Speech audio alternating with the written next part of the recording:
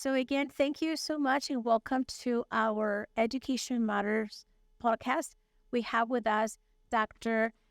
Elsa Cardenas Hagan, and she is an expert in language and many other skills and components that are necessary for the development of our children. So, Dr. Hagan, thank you so much for being here with us today. It is truly an honor to have you here. I have followed your work, and I'm sure that many of our teachers and audience have done the same. So I do have several questions for you. And again, thank you for being here today. So the first question that we would like to ask you is, what is the research that is now in existence for the development of literacy among English learners? What is out there that is recent that we can look at? Thank you. Thank you so much for asking. Many teachers want to know, what should we do with a student who perhaps is learning English as an additional language, or perhaps, learning two languages at once?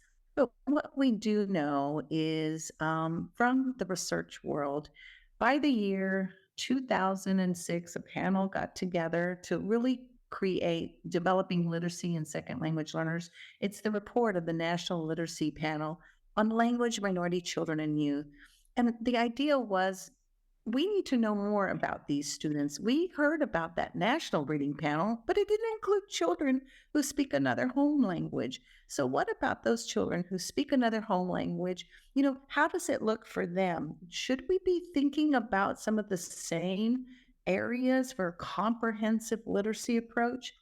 And the answer is yes. We look at these key areas such as phonological awareness, such as looking at decoding and phonics, building that fluency. But all the while, what you need to be doing is ensuring that your students have wonderful, rich opportunities for language development and vocabulary development and literacy development and that comprehension.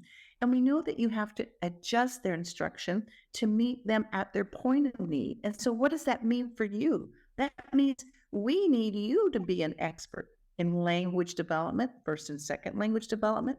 We need you to be a literacy expert, knowing about how literacy develops in first and second language, and really capitalizing upon the students' resources. It's an asset to speak more than one language.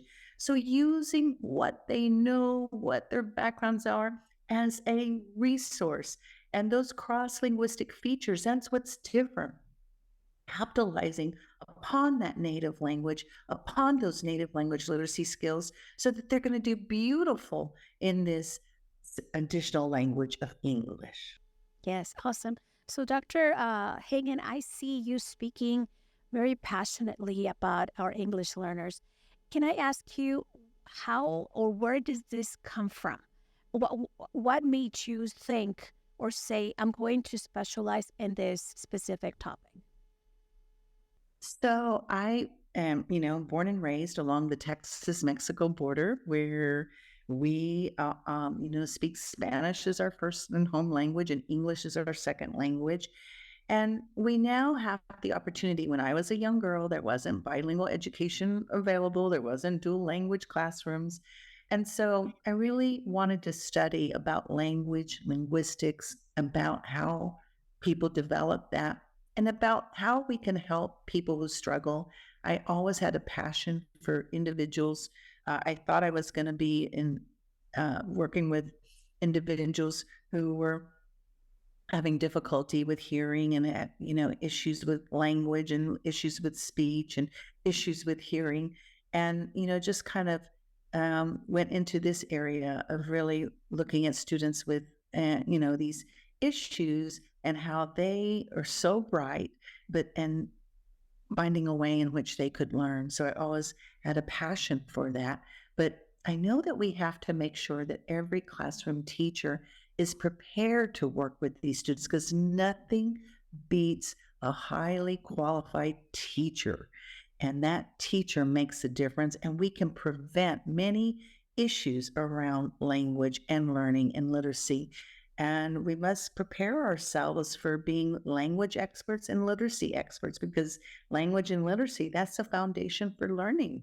And for me to learn across the content areas, I have got to make sure that all my students can read proficiency and that have that language skill at a proficient level.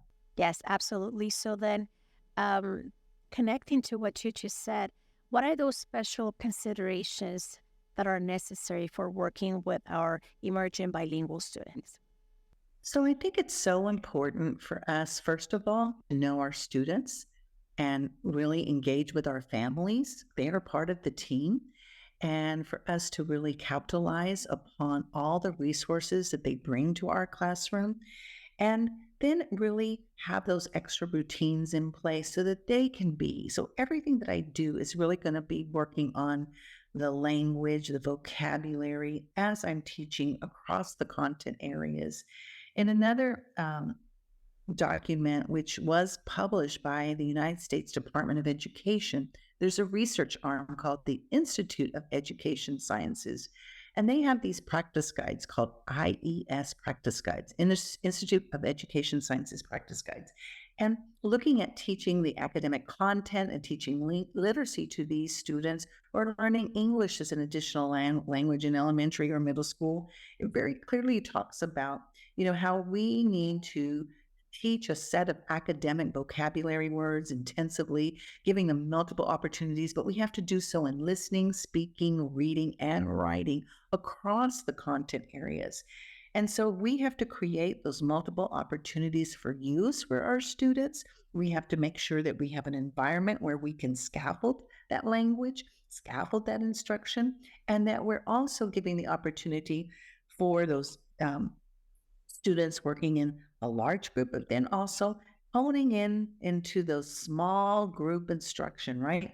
Making sure they have that and making sure that I also have created authentic opportunities for them to use their language and to use that vocabulary. And I did so through listening, speaking, reading, and writing. And I myself need to provide that excellent model. I know that we're trying to get our students to an academic language, proficiency into academic learning, right? But we have to start depending at their point of need. Are they at the beginning stages, intermediate stages, advanced stages? And what am I going to bring in? And also, how am I going to be culturally and linguistically responsive to these students? If I'm bringing in about their culture, what does that do for the students? Does it teach them totally how to read? No. But what it does is it engages our students, it motivates the students, it validates them. And then linguistically responsive means I am really going to pay attention to their home language and this second language. And I'm going to really be purposeful and very scientific in how I make those cross linguistic connections. And I should be doing that in a very routine manner. Wow, this is awesome. This information that you're providing to us is key to know. So let me ask you another question, Dr. Hagan. What message would you give to teachers that are teaching a monolingual English class, but that have parent denials in the class? Students that probably just moved to the U.S. and teachers who do not speak, let's say in this case, Spanish. What message would you send them to be able to support those the English learners that they have in their classroom? So, what I say is, I have to, in my classroom, raise a thinking student, and myself need to be a thinking professional. And what that means is, for example, as we look across the United States, the number one language spoken from our students who are learning English as this additional language and are in these English classrooms, the focus is English and they're not in dual language. So, what that means is that I need to understand the structure of the English language, how it works, and the structure of the native language. And I like to give out a website, mylanguages.org. And in that website, I always look at all these languages and what connections I can make, what sounds exist the same across the languages. And we also know that there's a lot of opportunity in the English language for these native Spanish speakers and other languages where we have words that have the same meaning units, the same morphemes. So 60% of the English language comes from Latin, another 15% comes from the Greek. If I know a little bit about these words and where they come from and get to use these words, then I know that I'm going to have that opportunity. And there's so many words that are the same across languages. And I like to give the example of just the word phone and that word part phone, telephone, microphone, xylophone. And, I found that to be the same across languages like English and Spanish and Arabic and Italian and in Portuguese. Even in Vietnamese, we had. So what I'm saying is there's opportunities. And so what I want to do is I want to take the student where they are in that language development. What do they have in this second language of English? How can I directly and explicitly expand their language? Oh, you know what? They can speak in a simple sentence. Oh, let me add a complex sentence. Oh, let me work on adding conjunctions. Maybe they need prepositional phrases or adverbs for, these clauses, verbal clauses. So what I want to do is expand their language in a way that really takes it step by step while I'm also working on the literacy. And as I'm working on the literacy, there's so many connections to be made. In the Spanish and English language, they're alphabetic languages. So some of the same letters exist, some of the same sounds, and then there's some slight differences. So I can capitalize upon that. And sometimes we hear people say, you only learn to read once. Well, I might know how to read in my home language, but I still have to know how your language works, this new language. How do the sound system work? How can the sounds go together? How do the words work? What is the functions of the words? How can I make a sentence? And what about the use and the idioms and all the different uses of the language? I do have to learn that new structure of the language. But if I have my language proficient, if I have my opportunity for literacy in my home language, I'm going to do better in that second language. But if I'm in an English only classroom or an English as a second language classroom, then teacher, I have to make myself knowledgeable, and I have to make myself a thinking, knowledgeable teacher that's going to go and look up and find out what resources might these children already have and how can I build from there at the assets that they're bringing to the classroom. That's a very, very complete answer. Thank you so much. So would you say that it would be a good practice for teachers that have, let's say, parent denials, that are parents that deny bilingual services? Would you say that it's a best practice for these teachers to include multicultural books to allow students to maybe participate and do activities in their home language? Yeah, and what we did actually in a study for many years is we actually brought about the books in the two languages, and we gave them the opportunity to become very familiar with the books that we were going to be reading from their home language, and then really worked on how that connected to the new language, right? So that was a lot of book, and we know that shared book reading and really having those rich discussions around books are so wonderful. There is a course called Reading 101 for English learners, and it's on the website of colorincolorado.org. That some people might say colorincolorado.org. But what was so wonderful, it gave you many, many links to how you could be working with these students who are in those English as second language classrooms, and how you could be really thinking about those cross-linguistic connections, and it gave a lot of resources there. The other thing I was thinking about at the University of Houston, which I've had great affiliation for many years, we've also been really talking about the newcomers, and a lot of research happens now in looking at adolescent newcomers. What are we going to do? In fact, we have one today in our center really working, trying to figure out, where are they in their language skills? Where are they in literacy? What was the context? Where, what kind of opportunity have they had for instruction? What did that look like? But at the Center for the Success of English Learners, it's called ccellcenter.org, also looking at newcomers and thinking about that, because as we look at that as a thinking professional, I have to know, who is this student in front of me? What level are they in? When did they come here?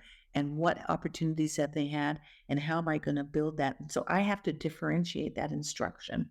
And it might mean, okay, I'm going to give this information to everyone, but I'm going to bring in some of those wonderful strategies that we know work with our students. The visual supports, the verbal supports, the demonstration, the total physical response, the engagement, bringing in those culturally, responsive books, really letting them feel so welcome and so open to sharing. And I myself, as a teacher, I always tell them, you're going to teach me just as much as I teach you. And so that really validates our students. And you just answered the question, Dr. Hagan, how can language skills be addressed during reading instruction? So I do want to ask you another question specifically about building vocabulary knowledge among English learners.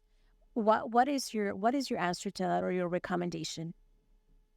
So, what I want to say is that we also have to be mindful of the kinds of words that we're using.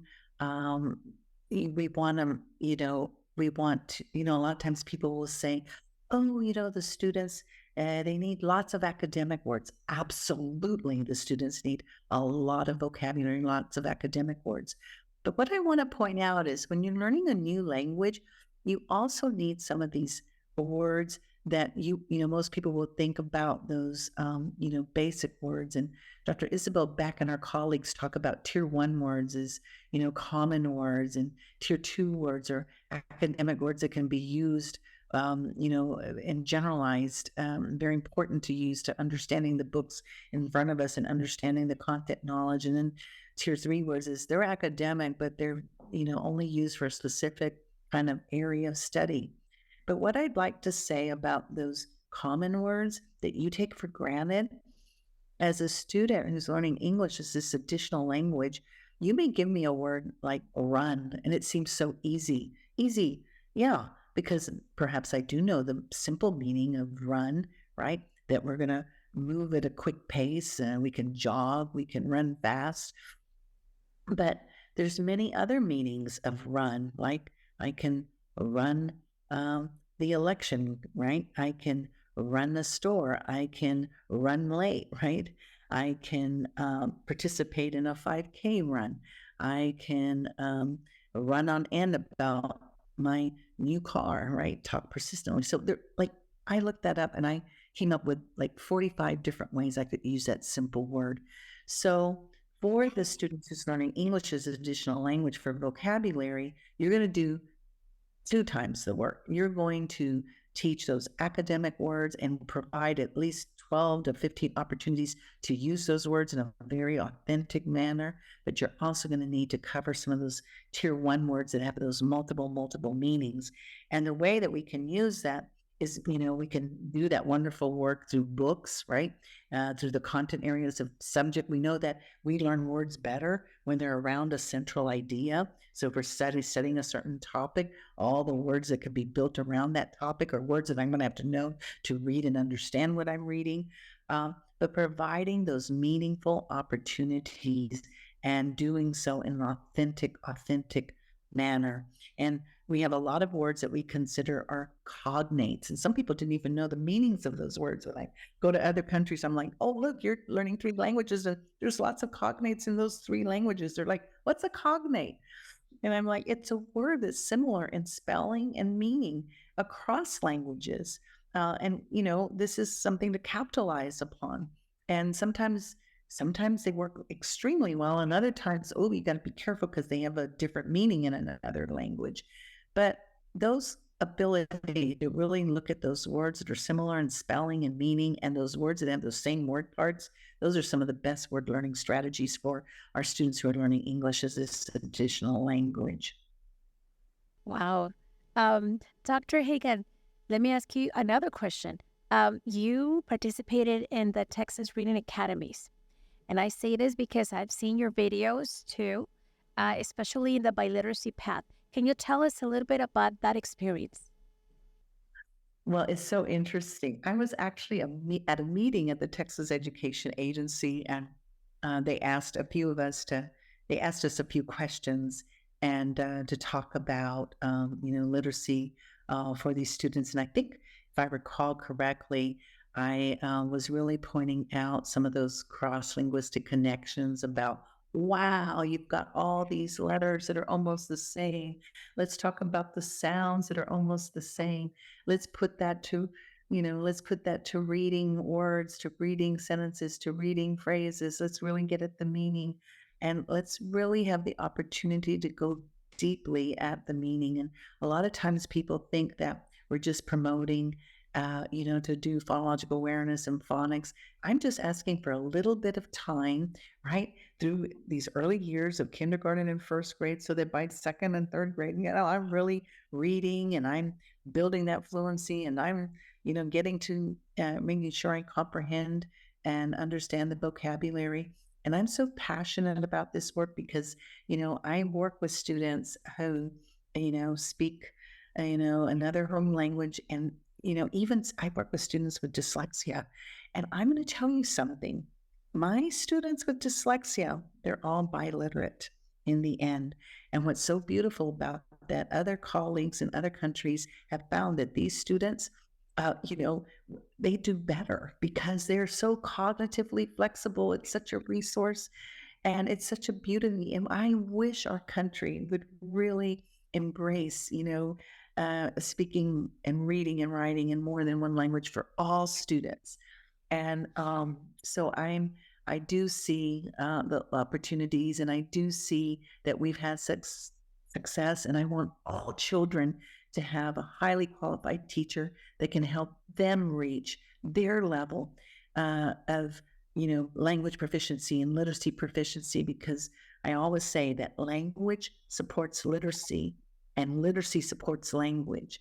And when I have literacy, I say literacy is the bridge to equity. It's going to be that link for me to learn across all the content areas and for me to achieve my dreams. And I want everyone to have that opportunity. The Secretary of Education, Dr. Cardona, is really passionate about multilingualism.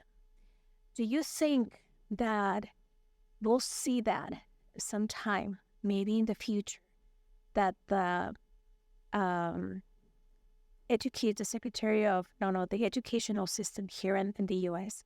would actually be able to say or dictate, or not dictate, but to recommend teaching students two languages. So the English language plus another one. So glad you brought that up because I really think it's already happening. I really think that I just saw some, I get these little, news little briefs, and I am seeing, that this is really coming to the forefront. I'm really seeing more enthusiasm across our country. And I'm even witnessing some states coming forward and saying, we're going to have everyone come out at least biliterate, right? And I love that, that some states have taken that on as a challenge and as a way. But we have to really support our professionals to really give them the tools that they need, the resources that they need, the professional development that they need to really make this a reality. And it is possible. Other countries have been doing this for many, many years, and I know that we can do it too. And not just two languages, but more than two languages. Yeah, that would be great. And I really use as an example, I have two grandchildren right now that, are doing, they learn in English, Spanish, and Cantonese. And they just had a beautiful program last week. And my grandson was actually doing a poem in Cantonese, and the other children were singing in Spanish, and they were doing in English, and they did it in English and Spanish and Cantonese. And these are little kids. It was so beautiful. And it's just given the opportunity, and having it well planned out, it can be possible. I hope so too.